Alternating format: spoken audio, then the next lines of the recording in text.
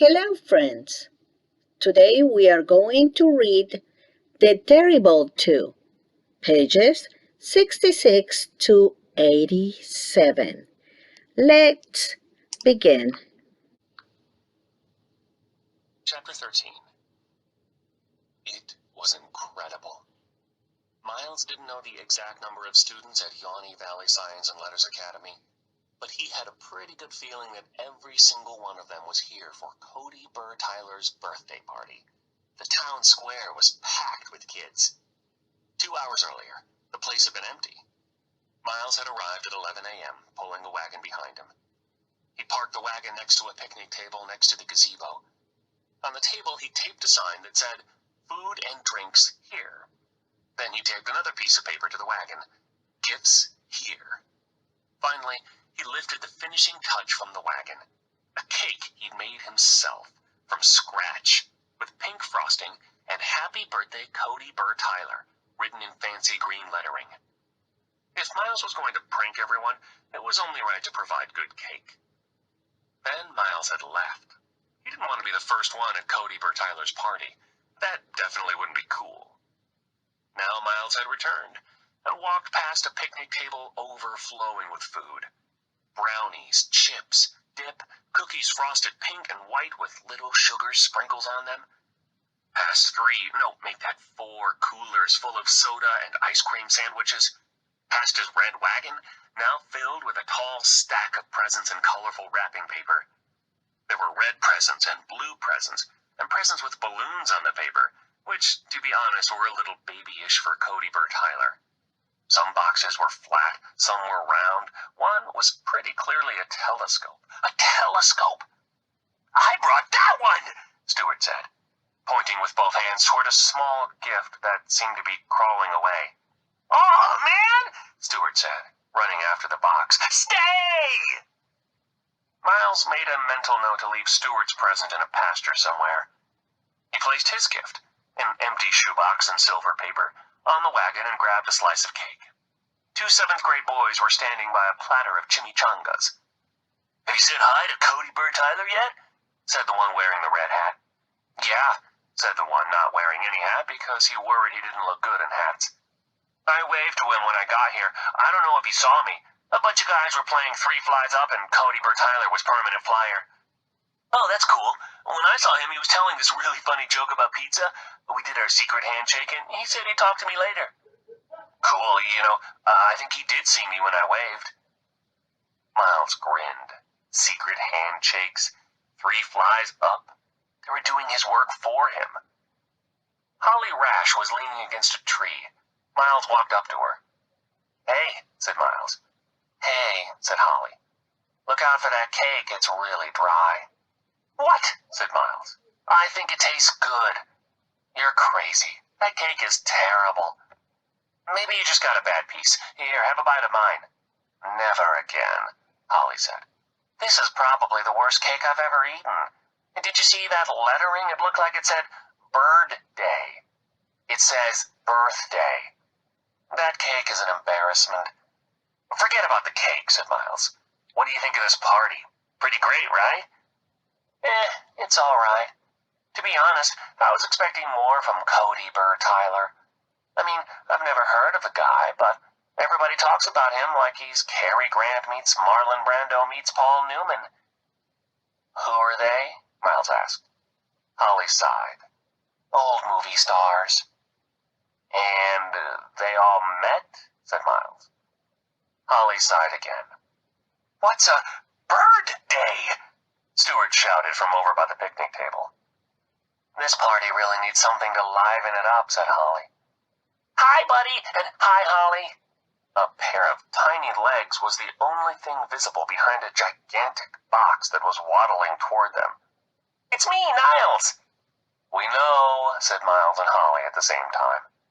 "Oh, I wasn't sure you could see me behind this box." They couldn't.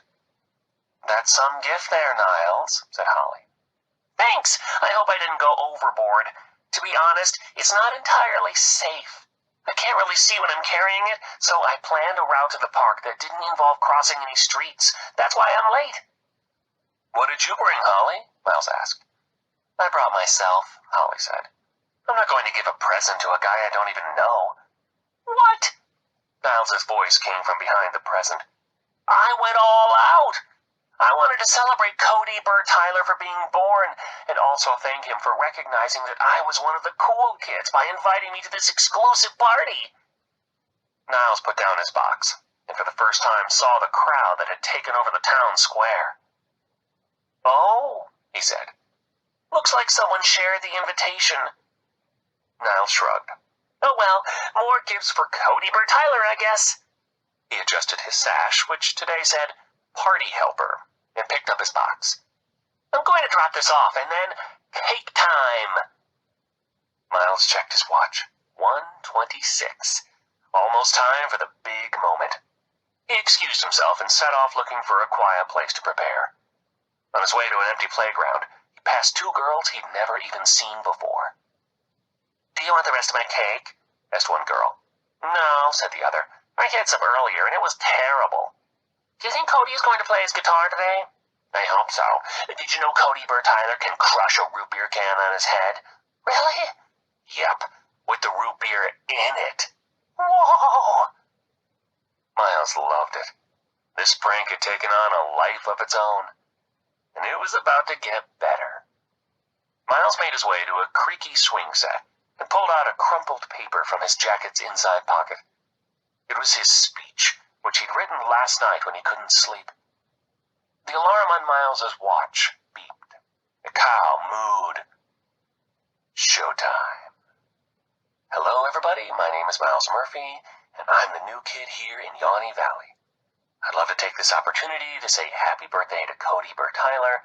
I'd love to, but I can't, because Cody Tyler doesn't exist. I made him up. Yes, I'm sorry to say that this isn't a party celebrating Cody Tyler's 13th year, but it is a happy occasion. The greatest prank that Yawny Valley has ever seen. Descend gazebo stairs. Much better than a car on some steps. Grab wagon handle. And so there's nothing left to say, but thanks for the gifts, and enjoy the cake. Exeunt with presents. Chapter 14. Miles stood next to the wagon full of gifts. This was going to be good. He grabbed a fork and a glass and dinged them together until he had the crowd's attention. Everybody turned to look at him. Hey, it's the new kid, Stewart said. He's dinging that glass. Why is he dinging a glass? With everybody's eyes on him, Miles ascended the gazebo's 5 short steps. He took the speech from his pocket, cleared his throat, and began. Hello, everybody. My name is Miles Murphy, and I'm the new kid here in Yawny Valley. I'd love to take this opportunity to say happy birthday to Cody Tyler. That's as far as he got, before a yellow hatchback careened into the parking lot, honking its horn. The driver's door flew open, and Principal Barkin spilled out. Purple-faced and huffing, Barkin hustled across the grass, waving his arms. Stop everything, he shouted. Stop that kid. An uncomfortable murmur ran through the crowd. Miles Murphy, said Barkin, arriving at the gazebo. Stop this right now. You are done. Stand over there. Miles walked down the gazebo's 5 short steps. The crowd gaped. Holly smirked. Niles nervously adjusted his sash. Barkin took the stage. Students, he said. Principal Barkin stood in silence, waiting for everybody to stop talking. When you are planning a prank, it is important to plan for any contingency, and Miles had planned for this. In his pranking notebook, under the heading Possible Disasters, Miles had listed thunderstorm, squirrel attack, and busted by grown-ups. Miles knew when Principal Barkin had confiscated his invitation that there was a chance, however slim, that his prank would be compromised. And that's why he had an action plan for this moment. Sneak away with the presents. Miles gripped the wagon's handle. Students, said Principal Barkin. He removed a piece of paper from his pocket. What was it? A behavior report? An expulsion form? A warrant for the arrest of Miles Murphy? No, it had guitars and footballs and lightning bolts. It was the invitation Principal Barkin had taken on Thursday. Barkin held it in the air. "Students," said Barkin, "when Cody Bertyler personally invited me to his birthday party, I was stunned. Although I probably shouldn't have been. Cody has always been the kind of upstanding lad who respects his elders. And although I am not even his principal, my understanding is that Cody goes to St. Perpetua, where he is a star on the field and in the classroom, not to mention his band, which, although I am not a big fan of contemporary music, well, even I can plainly see that Cody Bertyler really rocks the house." As Barkin made a strumming motion with his hands, Miles began to realize something. He wasn't in trouble. The prank was still on. Miles stopped his retreat. He'd only made it a yard or so. He took his first breath in 30 seconds and looked at his principal. "As I was saying, I assume Cody invited me because I am a pillar of Yawny Valley. And that is why I'm here, to honor Cody and make sure that he is given a birthday speech by a pillar of the community, and not by some kid who just got here and is known to have some behavioral issues, like probably parking my car at the top of some steps." Something hissed loudly. "Sorry," said Stewart. "That was my present." "Again, as I was saying, we are here for Cody Bertyler's birthday. A very special birthday. Barkin looked down at the invitation. 13th? Wow, that's a big one. And that's why I pass on best birthday wishes from the whole Barkin family. My son, Josh, sends his regrets. He couldn't be here because it's his mother's birthday. My wife also sends her regrets. She couldn't be here because it's her birthday. A lot of birthdays today, but I wasn't going to miss this party, which is, of course, the biggest of the year. And look at that cake. Can somebody grab me a piece?" Niles rushed up to the gazebo with a giant corner slice. "To Cody Bertyler," said Principal Barkin, his fork aloft. "To Cody Bertyler," said the crowd. "Happy birthday," said Barkin through a mouthful of cake. "Happy birthday," said the crowd. Principal Barkin smacked his lips a few times. I'm sorry. This cake is a little dry. Could someone bring me a juice or something so I can give the rest of my speech?" The crowd, tired of hearing Barkin speak, began chanting, "Cody, Cody, Cody, Cody." Barkin, overcome by the spirit of the crowd, his mouth still full of cake, joined in. "Cody, Cody, Cody, Cody." Barkin clapped his hands and stepped down from the gazebo. "Cody, Cody, Cody, Cody!" All eyes were directed at the empty stage. Miles smoothed the front of his shirt. The prank was back on. This was the moment. This was his moment. It was perfect. He walked back toward the gazebo. The kids chanted. The sun shone. An electric guitar riff blasted through the park. The crowd parted, and from its midst arose a tall boy wearing a football helmet and jersey. He bounded past Miles and took the gazebo's 5 steps in a single leap. The boy had an electric guitar slung around his shoulder. The number on the back of his jersey was 1. The name was Bertyler. Chapter 15.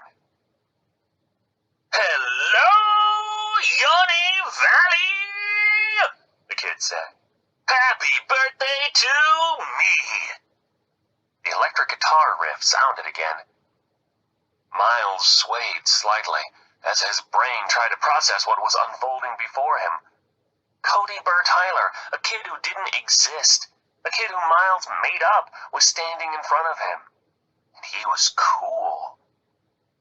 Although Miles's pranking notebook contained contingency plans for tornado, bird attack, and food poisoning, there was nothing in there for your fictional character magically becomes real, pulls a green pail out from behind the gazebo, and throws footballs into the crowd, which is what was happening right now. The students made a frenzied scramble for the footballs which Cody had autographed.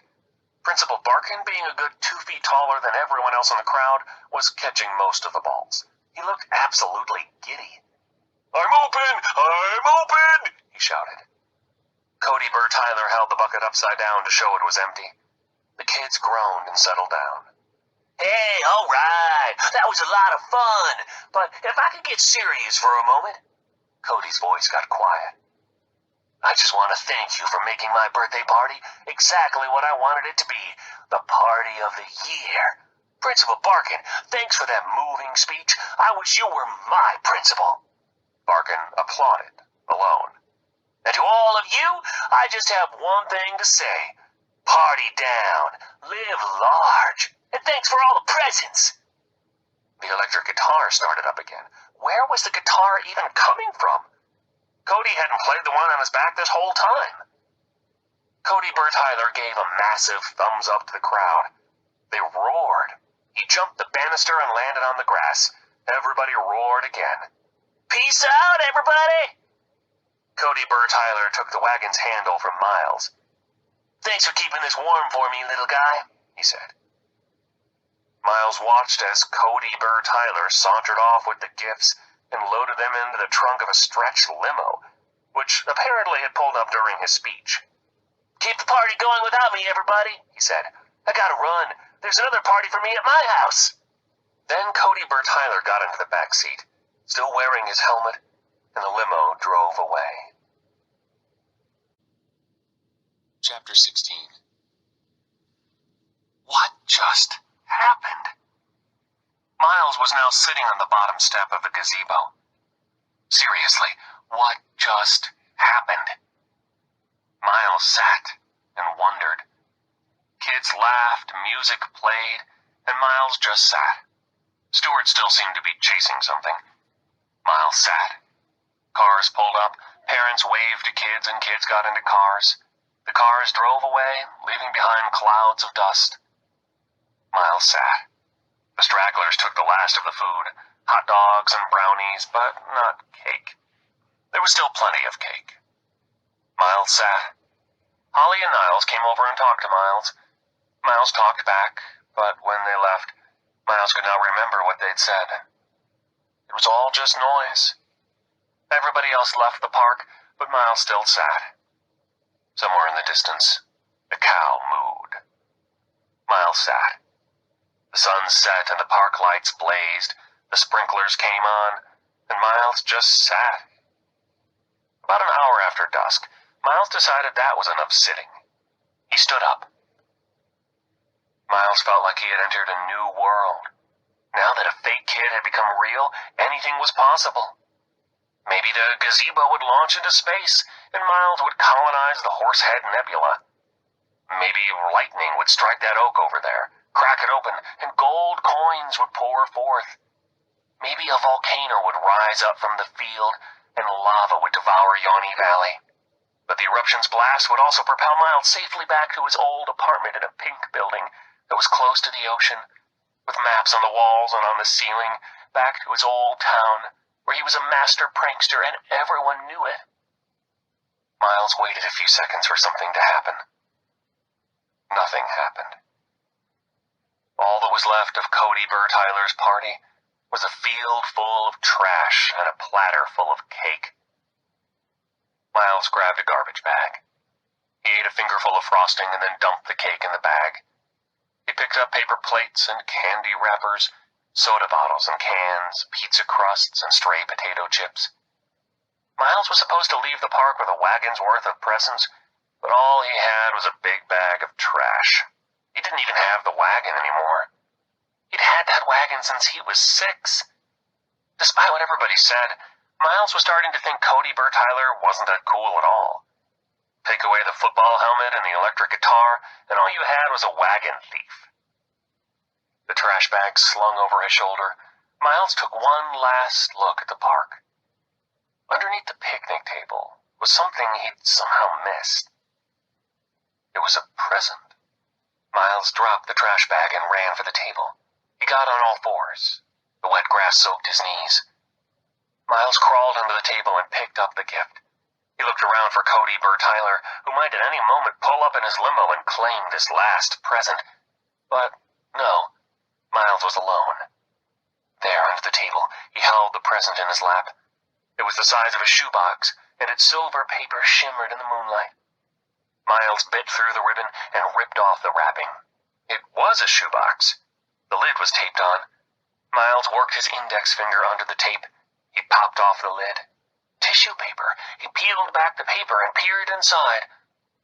There, in the box, lying as lifeless as a real dead chicken, was a rubber chicken.